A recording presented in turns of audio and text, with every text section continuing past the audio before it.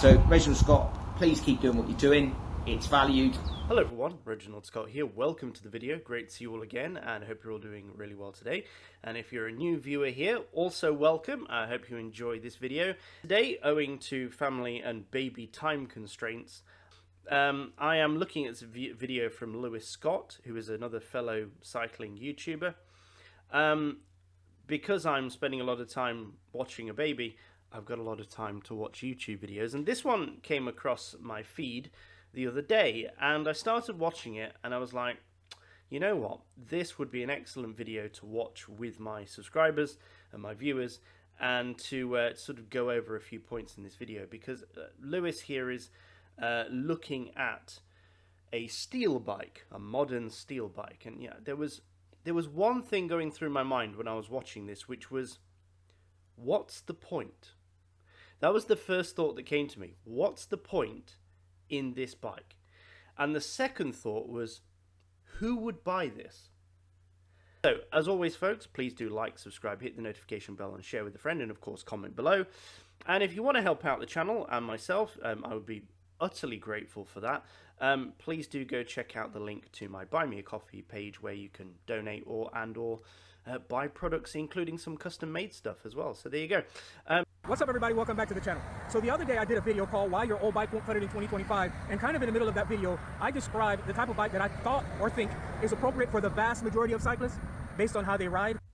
And I said, well, this is what I said. Well, my ultimate bike would be with a steel frame weighing in right around 1,600 to 1,800 grams. I'd want a custom geometry, something based on the Colnago V3 RS.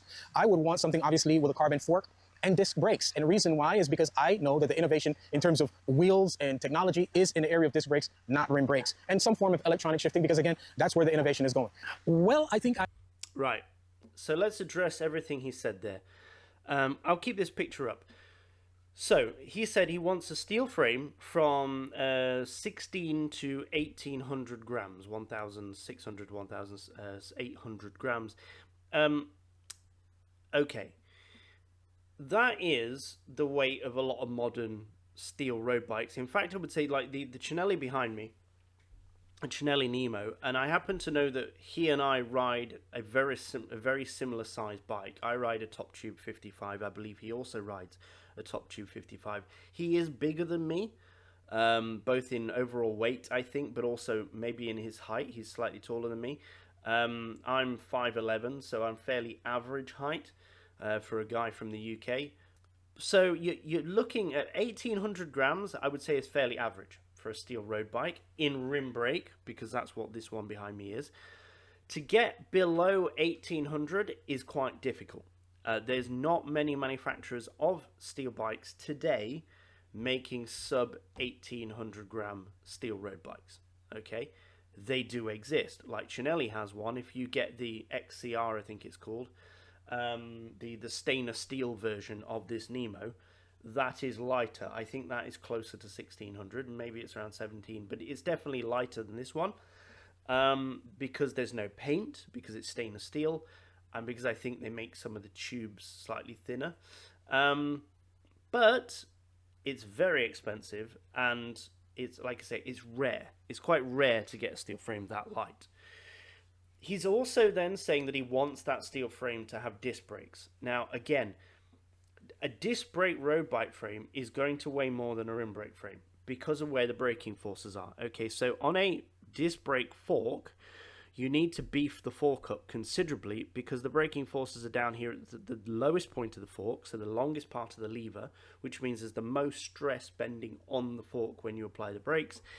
And because of the extreme stresses of disc brakes, this all needs to be reinforced. So your forks for a disc brake bike are heavier. They will be heavier. Now, technically the fork is not the frame, but it contributes to the overall weight of the bike. Then the back triangle. The back triangle, again, because of the lopsided forces that are being applied to the back triangle with regards to a disc brake, and those forces being applied to the furthest point of the back triangle, and the extreme forces that are applied with a disc brake, and the fact that you have to have a chunky steel mount integrated into the rear chainstay in order to fit the disc brake caliper, your bike's going to be heavier. your steel frame has to be built heavier to accept the disc brake system. So what he's asking for there is pretty difficult to achieve in a steel frame with disc brakes. And what's interesting is that at no point in this video, as far as I can tell, I've watched the whole video, at no point in this video does he tell us the weight of this bike. Now, as I stated when I watched the review done by Pete Talk on his, what was it called, Cycle Work bike, was it aluminium and carbon fiber thing that he had, he didn't mention the weight. And my theory is that when a YouTuber fails to mention the weight of their bike, it's for two reasons. One, because they know that the weight is so shameful that it would negatively impact the people they're advertising for.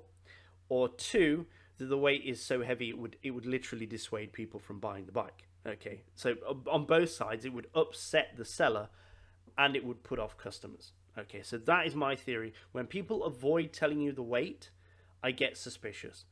So I tried to do a search for the weight of this frame set from Bahl, is it? B-A-H-L, I'm not sure how to pronounce that, for the Uno frame, which is the one being advertised.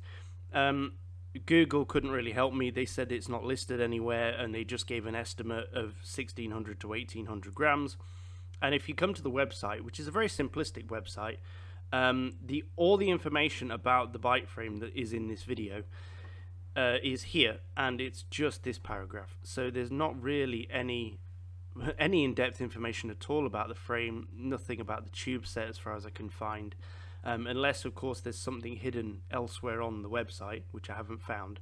But yeah, there's nothing on the tube set, there's nothing on the type of butting that was used, there's nothing on where the tube set was manufactured, and there's nothing on frame weight. Geometry, something based on the Colnago V3 RS. I would want something obviously with a carbon fork and disc brakes. And the reason why is because I know that the innovation in terms of wheels and technology is in the area of disc brakes, not rim brakes, and some form of electronic shifting, because again, that's where the innovation is going. Right, I obviously have a problem with those statements. Let's address the elephant in the room. Okay, disc brakes on a road bike in Florida. He lives in South Florida. There's not much rainfall in South Florida. In fact, I don't ever think I've seen one of his videos, and if you watch his videos, he does a lot of riding videos where he rides with groups, fast group rides. And two things I noticed from those videos. Number one, the weather is incredibly good. I've never seen him ride in the rain, ever. Number two, all the rides are incredibly flat. I've never seen him ride up a significant or down a significant hill.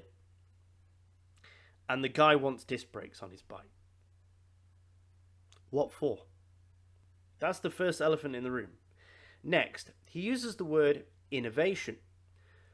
That's a bit of a sly tactic, in my opinion. The word innovation is there to disguise the truth. What does innovation in disc brakes actually mean? Tell me something that disc brakes in the last 5 to 10 years have actually innovated. What have they actually done? What's innovative about disc brakes? Because disc brakes on bikes have been around for a long time. Been around on mountain bikes for a very long time. They're now around on road and gravel bikes. But what innovation has there been? So looking at the definition of innovation on Google, innovation is the purposeful creation and application of new ideas, methods, products, services, or business models that measurably improve outcomes for people, organizations, or systems. Right. So, from the perspective that I come from when buying a bike as a consumer, or the people I think about when we're talking about buying bikes, I consider the end user, the consumer, the cyclist. I do not believe that these things, disc brake, road wheels, have improved measurably the life of cyclists. Why do I not think that? Well, because of all the issues I've already explained in my videos, rim versus disc, around owning a disc brake road bike, but also because they are not lighter and they are not more aero.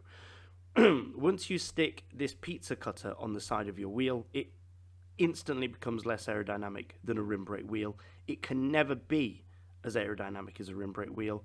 And also disc brake wheels have to have more spokes because of the way the forces are applied to the wheel hub, and the wheel hub itself has to be heavier because it needs the mount for the disc brake rotor. So these wheels are measurably heavier and slower than the wheels we had for rim brakes. And even if you continue to innovate with a disc brake wheel, I do not see any potential for a disc brake wheel to ever be lighter and faster and more aerodynamic than what a rim brake wheel could be. So to me, it's not innovation. However, if we look at this from the perspective of the business, so instead of looking at the people, which I consider the customers, and instead we look at the organizations, which is the business, innovation in getting everybody to switch to disc brake wheels has been beneficial, measurably beneficial to the companies because they've made more money. So yes, you could say that there has been innovation with disc brake road bike wheels because the companies have gained more profit.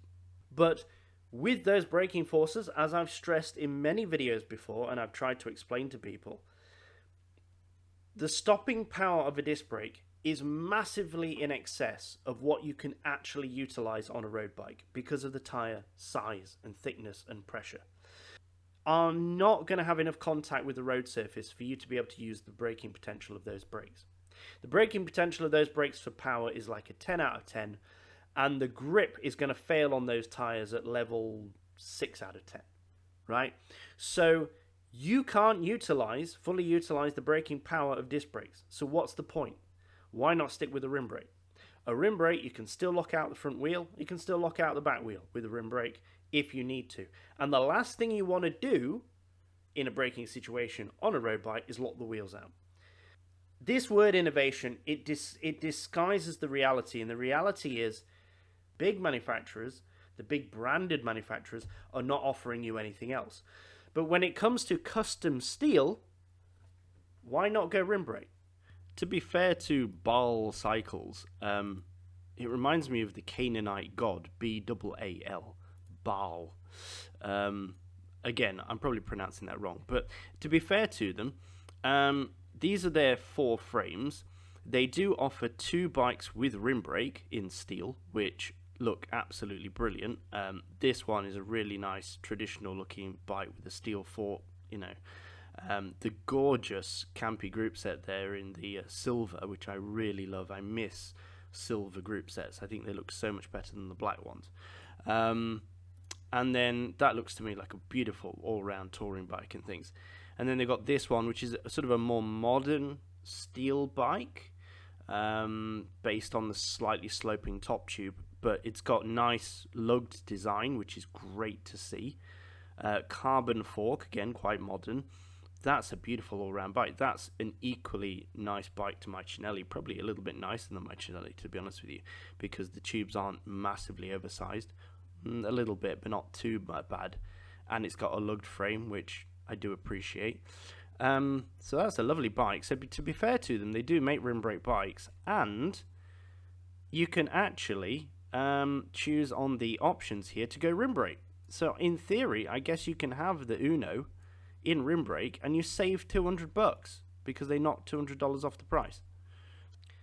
On a very creepy side note, the Canaanite and Phoenician god Baal is always depicted as a bull with horns. This was a god that demanded human child sacrifice.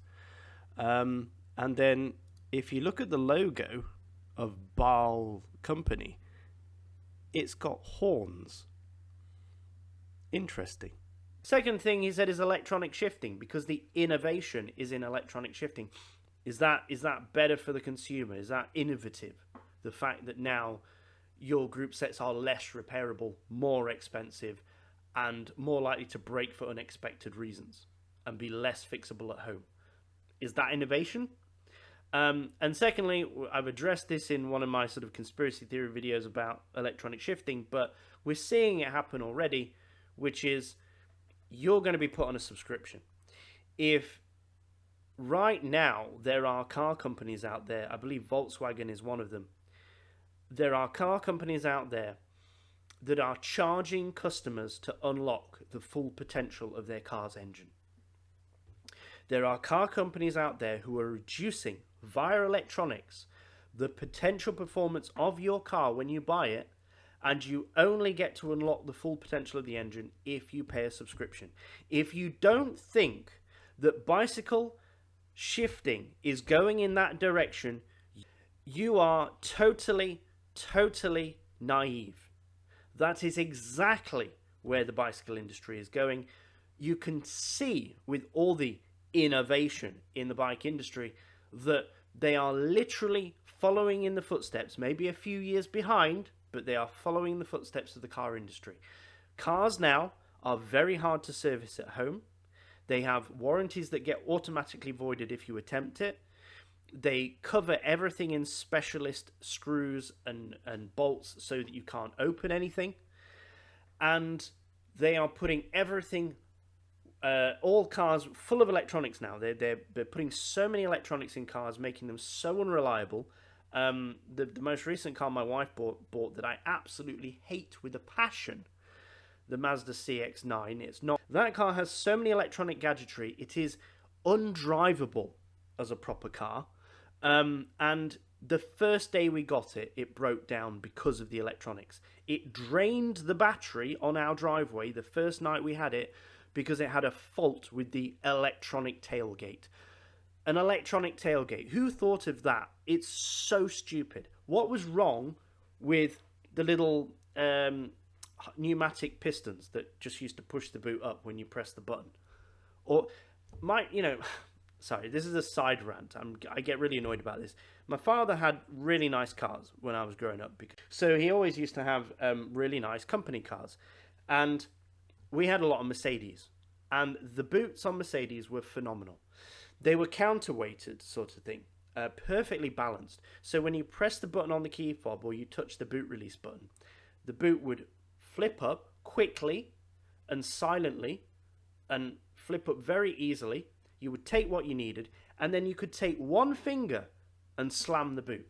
It was so perfect, the Mercedes on the E-Class that we had. Now, with electronic tailgates, I effing hate electronic tailgates. You're in the rain, you're dashing to the rear of your car, you're pressing the key fob or you're waving your foot under the rear bumper, which is supposed to make the boot open, and it hardly ever works. It works like 1 time out of 10. Or you're pressing the button on the rear of the boot, and what happens when you press the Mercedes boot release? It goes pop, opens up, you grab your stuff or you throw your stuff in, you slam your boot and you go straight into the driver's side, and you're out the rain. With the Mazda, it goes beep, flash, flash, brrrr. Okay, I can get in now. I can get in under the boot. Oh, fantastic. I've got in, right, chuck the stuff in.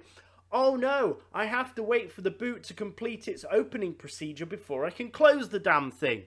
Brrrr, bop. Okay, now I can close it. Beep, flash, flash, brrrr. Halfway down, you realise, oh shoot, I forgot something I need in the boot. I need to get in there. You're trying to reach in as the thing's closing on your arm. So you jam your shoulder in the way of the boot to stop the thing because it's got a safety system on it, right, that hopefully stops the boot before it cuts your head off. You cancel the boot close procedure, right? You grab your stuff, you press the button to close the boot again. Which direction does it go? It goes back up because you've engaged the emergency stop. So now it's got to go back up. Brrr. Oh my God. I hate electronics on cars like that. Who thought that was better than pop, open, slam? Who thought that was better? Okay, guys, I did a Google search for a couple of videos. Check this one out. This is the mechanical boot. So, click the key fob, boot swings open, grab what you need, and then close it. A couple of fingers. I usually just slam it with one. Job done, right? That was pretty quick. Here's the electronic one. Beep, flash, flash, flash, flash, and brakes halfway up. And then here is it actually working. So wave your foot around, Boot goes up slowly. Finally reaches the top. Wave your foot. Doesn't detect your foot. So you wave your foot again. And it finally slowly comes back down again. Isn't technology brilliant? Anyway, electronic shifting. If you bought into it, you're a fool. Because this, it's slightly better shifting. It's heavier, it's less aerodynamic, it's harder to fix, it's more expensive. It won't be supported in the future. You'll have to throw it away after a few years because Shimano won't support it anymore. It's going to be integrated into your phone. It's going to steal data from you. It's going to be used by, let's say, I won't blame the government this time, but it's going to be used by bad actors. It's going to be interfered with. We're already seeing it in the Tour de France, people trying to hack the electronic shifting on the wireless systems. And they're going to make you pay a subscription for it eventually. Because all this apps and things, it's not going to be free in the future. If you want to use your 12th gear, or your 13th gear, or however many gears they're going to have in the future, you're going to have to pay a subscription. Sorry, that's going to happen. You mark my words. So, why is he saying that he wants this innovation? Why is he saying he wants this stuff on his bike? That's what the advertisers want him to say. If he reviewed this bike for this guy, who clearly has probably paid him to review it, right? And he said, oh yeah, it's electronic shifting, which I'm not a fan of, and it's got disc brakes, which are kind of unnecessary on a road bike. Do you think the guy's going to be happy? Do you think the guy that gave him this free bike to review is ever going to give him another free bike to review? No. That's the point. He's a victim of his own success. It's the come on, what's the guy's name? The guy who David Arthur. It's the David Arthur paradox, right? David Arthur has to say nice things about the bikes he reviews, because if he doesn't say nice things about the bikes he reviews, he wouldn't get bikes to review. And then his channel wouldn't exist. That's why I don't do this stuff. If I review something, it's because I bought it. It ruins your credibility. It ruins your honesty. You cease to be able to be honest when it's not something you've paid for. Well, I think I have found it, or at least a close facsimile to it. This is the Ball Uno. It's manufactured by Ball Cycle Works out in Bakersfield, California, and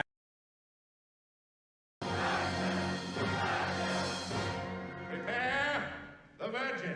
I first met this bike when I was out for the Sea Otter Cycling Festival, and I had an opportunity to just admire the lines, the aesthetics. I had a conversation with Brandon Poser, the owner and the manufacturer of this bike, and as he really started fantasizing about having a bike on the channel, having an opportunity to ride it on typical rides that I do here, and be able to flesh out some of the performance characteristics and share that information with you guys, the viewer. Well, Brandon and I had a few conversations, and a couple months ago, I did bring another one of his bikes onto the channel, which is the Ball Elemento, a titanium, faster all-road bike. I'll post a link to that so that you can see what my relationship with that bike was like. So for an all-road bike, disc brakes kind of make sense, yeah? If it's a gravel bike, yeah, disc brakes, why not? I don't have disc brakes on my gravel bike, but that's because it's made out of an old steel frame, which I actually recommend you do. If you can get an old touring bike, you can turn them into a fantastic gravel bike. Cantilever brakes are great. So if you're just doing gravel, it's okay. As a mountain bike, it's not very good, but as a gravel bike, canties work just fine. But anyway, carry on. So some of the details of the build are, it's obviously a steel frame, and I know Brandon used different tubing to fine-tune the ride to his liking based on what his goals were for the bike. This is what he calls a race machine. It is a very fast bike, and as I've just mentioned, the performance of the bike belies that it's a race machine. So it is somewhat pleasant outside, no longer drenched in sweat after 5 minutes of riding. As is typical, we'll get over 100 cyclists out here on this ride. Just look at the ride conditions here. Let's enlarge the screen a little bit. I'm sure I'm fine to do that. It looks buttery smooth. Look how wide the road is. Look how empty the road is. Look how flat the road is. And every single person, look what they're riding. Modern, carbon, aero type road bikes with disc brakes. So when I said earlier, it's kind of like, why does he want disc brakes and electronic shifting? Because that's what everybody else is using. So I don't really believe when he says, oh, I want disc brakes and electronic shifting on it. I don't believe that's because he feels he needs that stuff, or it even is better in the long term for a bike for him to recommend to you. as a consumer. Like, I would never recommend a bike like that to you, because I know most people can't afford just to buy bikes like that. Most people buy a bike and they have to live with it for a very long time.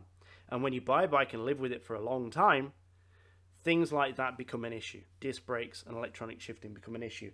I've had, my Lightspeed for 5 years, maybe more. Actually, I don't know how long I've had it for. I'll double check that and put it below. But I've had it for a very long time and 0 issues. No issues with the shifting because it's mechanical. No issue with the brakes because they're mechanical rim brakes. And is it easy to service? Yeah, it's a doddle. Absolute doddle to service. So to live with it long term, it's a great bike. And that's the kind of bike I would recommend people have, because you've got to live with the bike.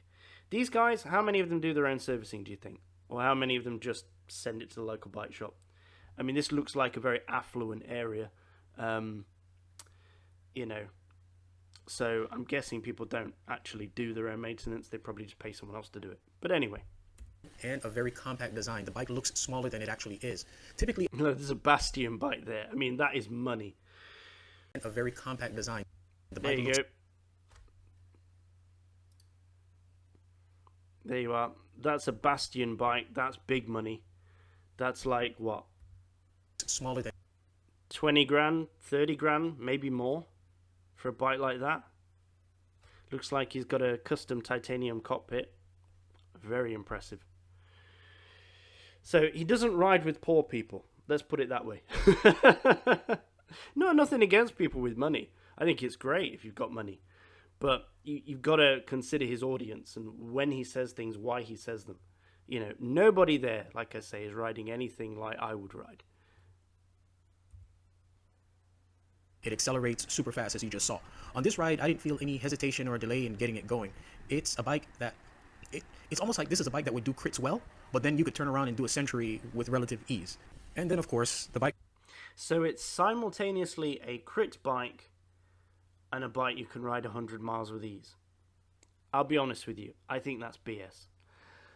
I've got two bikes behind me, my titanium road bike and my steel road bike. They are completely different animals. The Cinelli is incredibly stiff.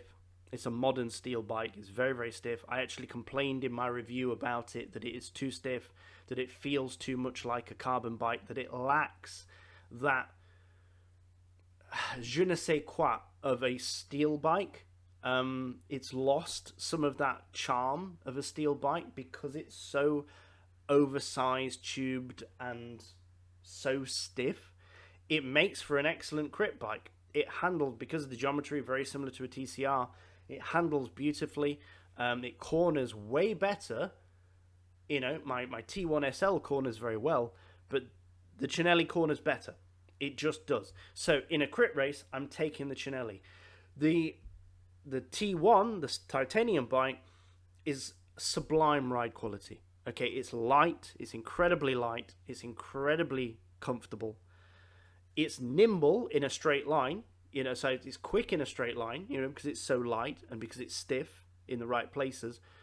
But for long rides, I pick the T1 every time. On corners, the T1 is going to lose out to the Cinelli. I've actually found in racing, when I picked the T1, I felt disadvantaged in certain types of races. I rode the T1 in a crit race around a go-kart track, and I struggled to keep up. And I kept losing positions on corners. On the yellow one, on the Nemo, on crits, it's an absolute devil on crits. I had so much fun riding that on a crit. So I don't believe that this bike he's talking about here can be simultaneously a good long distance bike and a good crit bike. It's got some 7% to 8%. So now he's going to climb on the bike. All right, let's see how it climbs. My climbing venue these days is Vista View Park. It offers a great gravel loop, which I'm not doing today. But when I do 5 laps on a gravel loop, I get about 900 feet of elevation. It's got some 7% to 8% pitches, which is great. The road loop is not as awesome, but I do get 6% to 7%, which is kind of enough for me to evaluate power transfer of road bikes on climbs. Anyway, as suspected, based on the acceleration I experienced on the Fast Group Ride Saturday, it climbs extremely well. As I stood, I didn't feel any wasteful flex. In fact, I didn't feel any flex at the bottom bracket at all. Then I sat and dropped it into the 52.11, and it remained rock solid as I powered up the remainder of the climb. All right, guys, as I So basically, he's climbing, alpine ascents are going to be in that 6 to 7%. Nothing terribly steep, but he never mentions the weight of the bike, and weight really does affect climbing. Yes, stiffness affects climbing as well, so a stiff frame is going to flex less when you get out of the saddle. But a less stiff frame can also climb very well if you're in the saddle, because it's comfortable, you get in a nice rhythm, you're not really losing anything significant. It's for like bursts of acceleration up if you get out the saddle, then stiffness tends to matter a bit more. Let's have a look at this bike. So the question I asked in the beginning of the video was, who is this bike for and who would buy this bike and what's the point in this bike? I don't see the point in this bike, and I'll tell you why.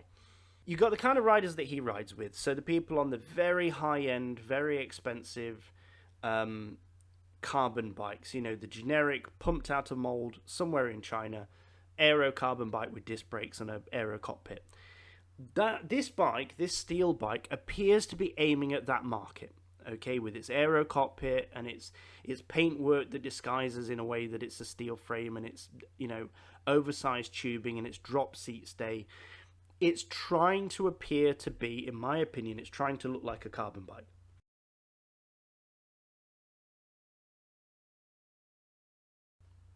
And from what he says, it rides more like a carbon bike. It's very, very stiff. And I would say that about my own Cinelli. Again, it lacks the je ne sais quoi of a steel bike because it's overly stiff. Okay. So what guy who goes out and buys the latest carbon Pinarello aero bike with disc brakes and electronic shifting, what guy in the right mind of that mindset is going to buy this bike? Because it's steel. Why would he buy this? Why would he choose this over the latest fancy aero bike out of carbon? He wouldn't. I don't think he would. How are you going to convince a person like that to buy this bike? Now, it's not going to be lighter than a carbon bike, even though carbon bikes have got incredibly heavy over the years. Now, up to the point where now I laugh at modern carbon disc brake road bikes because they're so utterly heavy. But this is still going to be significantly heavier. You're right. Your carbon frame is going to come in at 800 grams, and this is coming in at 1,800 grams minimum, because that's what my rim brake version weighs. So I'm guessing this is heavier than 1,008. I'm guessing. What guy who's obsessed by the latest and greatest carbon aero bike is going to buy this? Nobody. Right. From the other perspective, from my perspective, someone who loves traditional looking bikes, steel bikes, rim brake bikes with cables external, all this kind of thing, and the feel of a good steel bike, why would I buy this? It doesn't feel like a steel bike. It doesn't really look like a steel bike. It's trying to look like something it's not. And it doesn't really give me what I want from a steel bike, which is a really nice sublime ride quality. So I regret buying the Nemo for that reason. So why would I buy this? I wouldn't. I don't want disc brakes for a start. But irrelevant of even that, even if I love disc brakes, why would I buy this?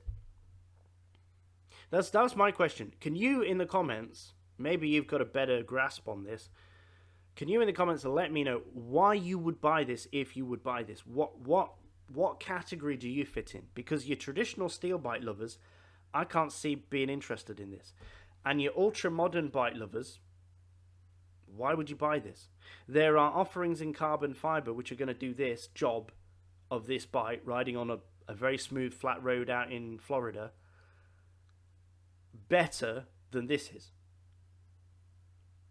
Probably for less money, actually. I don't know how much this thing costs, but I imagine it's not cheap. So the frame price of the Uno is $3,499 US, but that doesn't include a fork. I'm guessing the appropriate carbon fork for this bike is this one here that they offer, which is the MV Composite disc, and that's $615 US. So we add those two together, we get a price of $4,114 US. For the frame and fork. I don't know if that includes any headset. It doesn't say on the website. It doesn't say if it includes seat post clamp or whatever, nothing, just frame and fork. And that comes to, in Brunei dollars, which is my money, $5,347.62. Now, my Cinelli Nemo, which was made in a factory in Italy by a legendary brand, it's quite a famous brand, isn't it, Cinelli steel frame bikes from the Columbus factory, that cost me $3,300 Bruneian, so considerably cheaper than this. If you can answer that question, you're a better man than me. I'm going to go back to my jobs with family and baby. Thank you for watching, folks. I enjoyed this. This was a really good hard rant. I hope you enjoyed it as well. Right, folks, thank you for watching. As always, please do stay safe when you're out riding, and I shall see you in the next video. Anyway, bye-bye. You know, when you came in, I was watching a Reginald Scott video. I didn't know that. Yeah, the video. Yeah, I was just I watching. really like Reginald. Yeah, it's a great guy. It's very funny. I watch all his videos. I watch all the videos of Reginald, George,